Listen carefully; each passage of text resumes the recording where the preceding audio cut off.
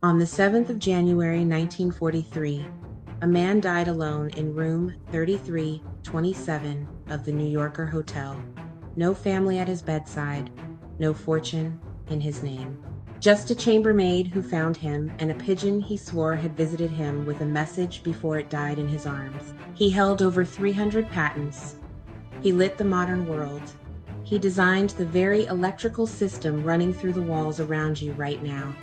And yet Nikola Tesla died believing he had failed. Here's the strange part. According to his own energetic blueprint, his genius was never the problem. His timing was, and it cost him everything.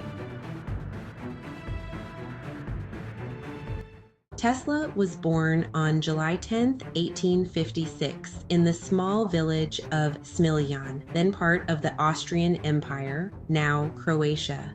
Family legend places his birth at the exact stroke of midnight during a violent lightning storm.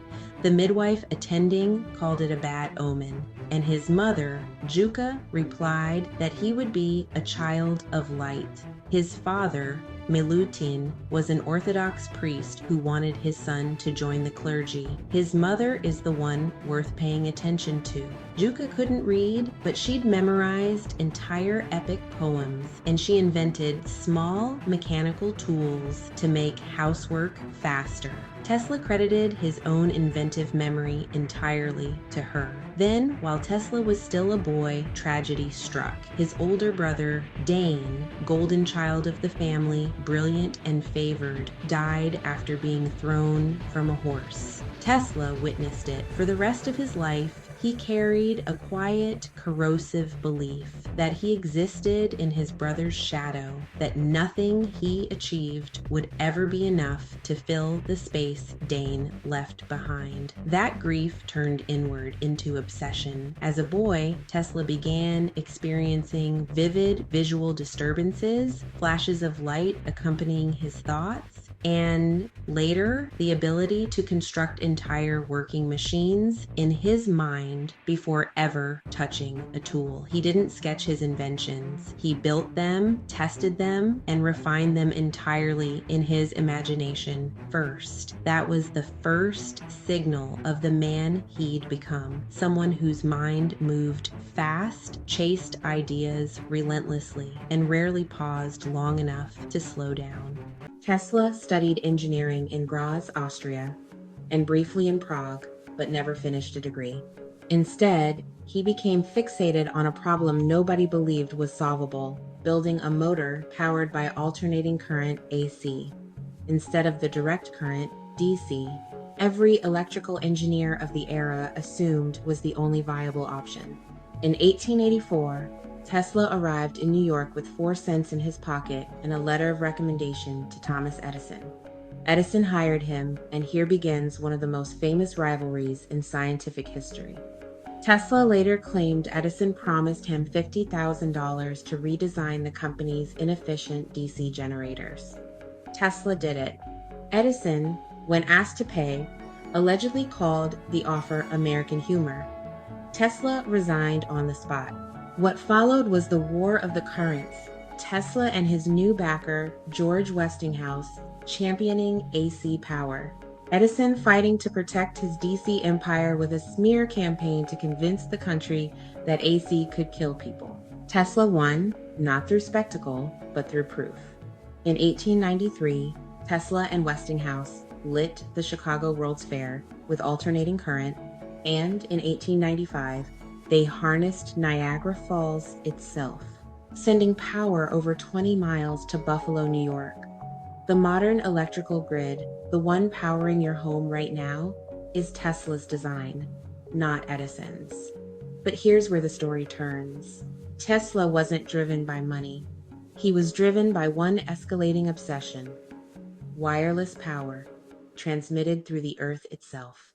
In 1901, he convinced financier J.P. Morgan to fund a massive tower on Long Island Wardenclyffe meant to broadcast information and electricity wirelessly across the globe. Morgan eventually realized Tesla's real ambition wasn't a better radio.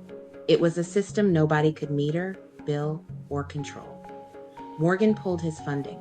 Wardenclyffe collapsed, unfinished, in 1906. Tesla never recovered financially or emotionally from that betrayal. The following decades were a slow, painful decline. Tesla drifted between hotels, unable to pay his bills, often settling debts by handing over notebooks full of unrealized inventions. His mind, once his greatest asset, began working against him. He developed severe, obsessive-compulsive behaviors, an intense fear of germs, a compulsion to calculate the volume of his food before eating it, an insistence on staying in hotel rooms with numbers divisible by 3. He grew reclusive. His closest companionship in his final years was famously a white pigeon he fed daily in Bryant Park, a bond he described in almost spiritual terms, saying he loved her as a man loves a woman. On the night of the 7th of January, 1943, at 86 years old, Tesla died alone in his hotel room. He was found 2 days later. The FBI, alarmed by rumors of a death ray among his papers, seized his belongings within hours, a final fitting irony for a man the government had ignored for decades and suddenly found urgently important the moment he was gone. He died with almost nothing. Today his name sits on a car company, a unit of magnetic flux, and countless documentaries. The recognition simply arrived several decades too late for him to feel it. So why did a mind this brilliant keep making decisions that cost him everything? In human design, Tesla's chart identifies him as an emotional manifesting generator, a type built to move fast, chase multiple passions at once, and initiate powerful action in the world. Manifesting generators aren't built for slow, cautious progress. They're built to go, correcting course as they move, multi-passionate, almost by design. But there's a second, more important layer sitting underneath that.